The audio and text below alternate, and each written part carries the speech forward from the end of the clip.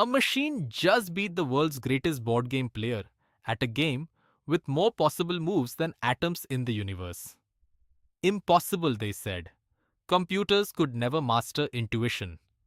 But here's the thing. Scientists have been chasing this dream of thinking machines since 1950, and the story of how we got from a mathematician's wild question to an AI that writes poetry, codes software, and passes medical exams. It's filled with genius, heartbreak, billion-dollar failures, and the most dramatic comeback in tech history. Buckle up. We're covering 80 years of artificial intelligence in the next 10 minutes. The year is 1950. World War II has just ended, and a British mathematician named Alan Turing asks a question that sounds almost silly. Can machines think? But Turing wasn't joking. He proposed a simple test. If a human can't tell whether they're chatting with a machine or another human, that machine can be considered intelligent. He called it the imitation game. We now call it the Turing test. And that single question launched an entire field of science. Turing didn't live to see his dream realized. He died just 4 years later. But his question echoes in every AI lab today. Fast forward to the summer of 1956. A group of young scientists gather at Dartmouth College in New Hampshire, USA. Their proposal was audacious. They believed that every aspect of learning and intelligence could, in principle, be so precisely described that a machine could simulate it. One of them, John McCarthy, coined a term for this ambitious goal: artificial intelligence.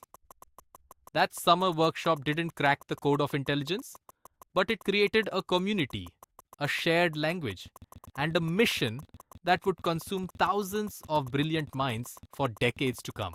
The late 1950s and 1960s were electric with optimism.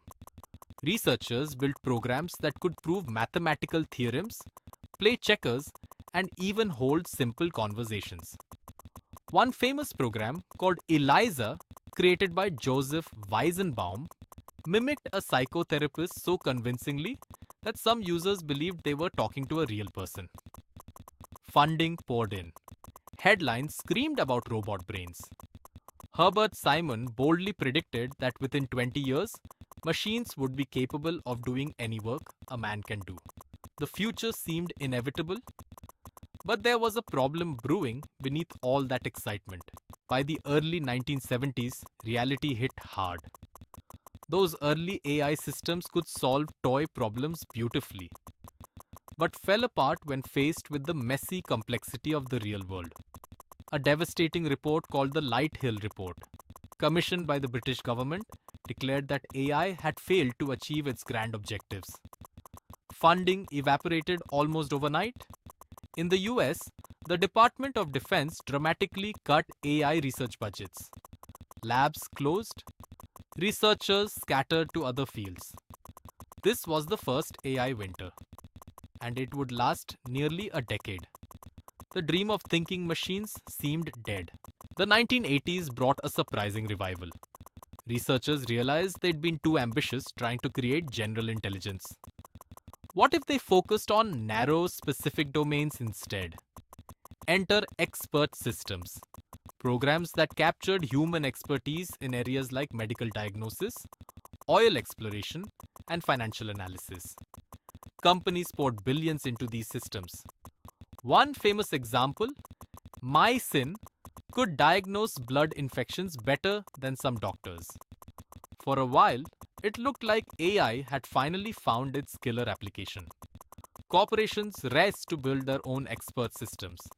The winter, it seemed, was over. But history has a cruel sense of humor. Those expert systems turned out to be incredibly expensive to build and maintain. They couldn't learn or adapt. Every new rule had to be hand-coded by human experts. When the problems got complex, the systems crumbled. By the late 1980s, the market crashed spectacularly. Billions of dollars of investment vanished. The term artificial intelligence became toxic. Researchers literally avoided using it in grant applications.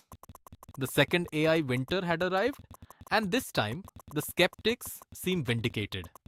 Maybe machine intelligence really was impossible. While AI winters raged above ground, a small group of researchers kept a flame burning in the shadows. They believed the answer lay not in hand-coded rules, but in mimicking the brain itself. These were the neural network researchers, and they'd been around since the 1940s. A neural network is a system of artificial neurons that learns by adjusting connections based on examples.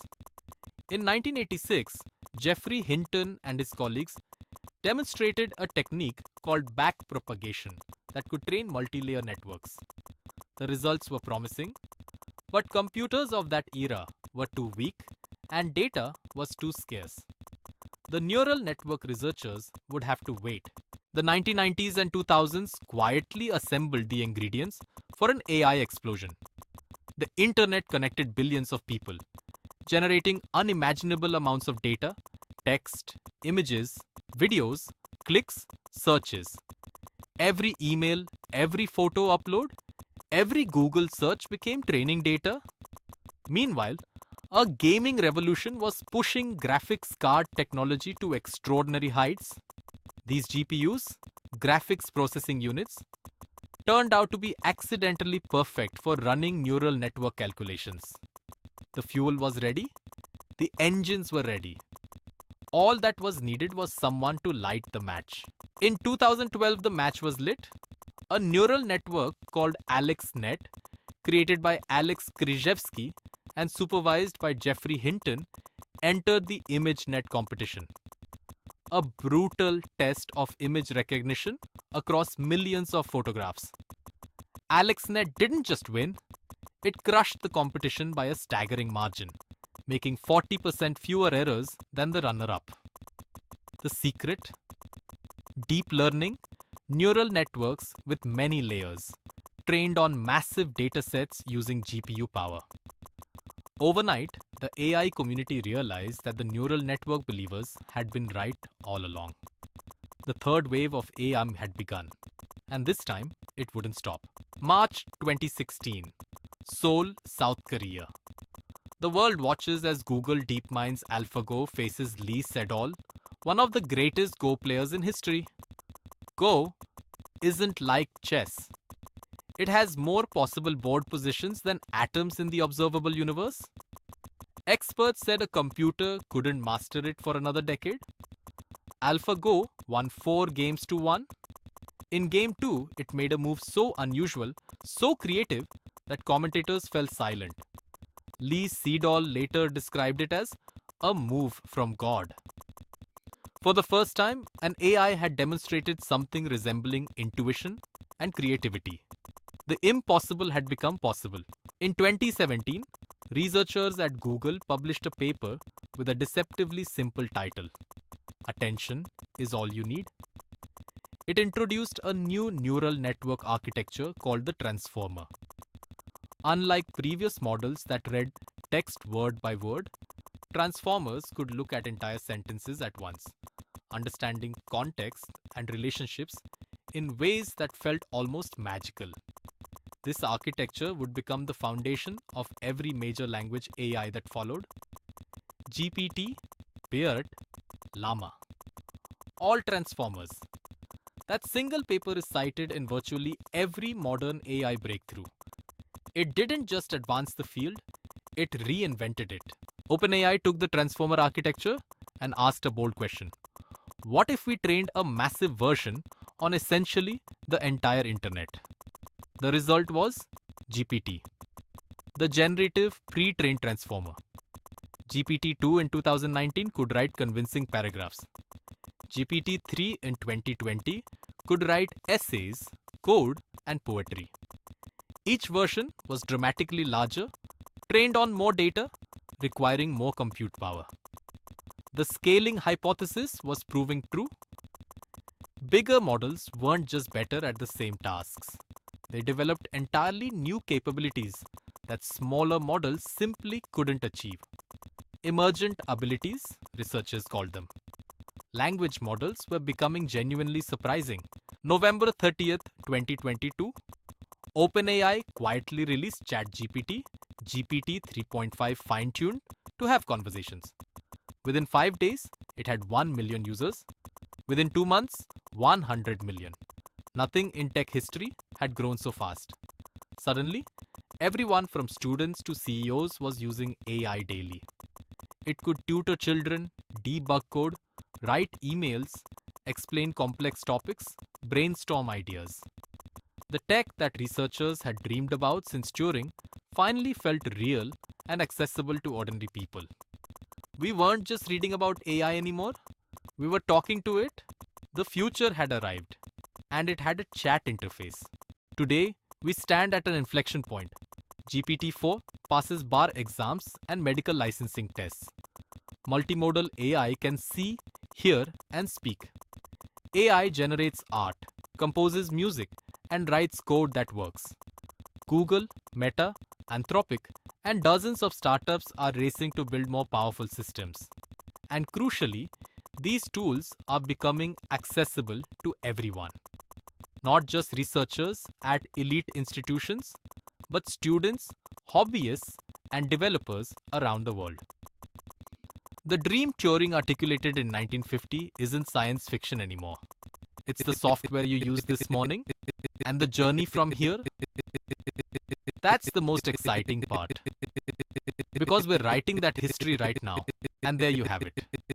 80 years of artificial intelligence history in 10 minutes. 3 key takeaways to remember. First, AI has gone through dramatic boom and bust cycles. Those AI winters taught us that progress isn't linear, and hype can be dangerous. Second, the breakthrough came from neural networks and deep learning. The idea of machines that learn from examples rather than following hand-coded rules. Third, we're now living in the AI era that Turing dreamed of, and you have access to tools more powerful than anything researchers had just 10 years ago. If you want to understand modern AI deeply, watch our next video on how neural networks actually work. It's the perfect follow-up to everything you learned today. Hit that subscribe button, smash the notification bell, and drop a comment below telling me what moment in AI history surprised you the most. I read every single comment. See you in the next one.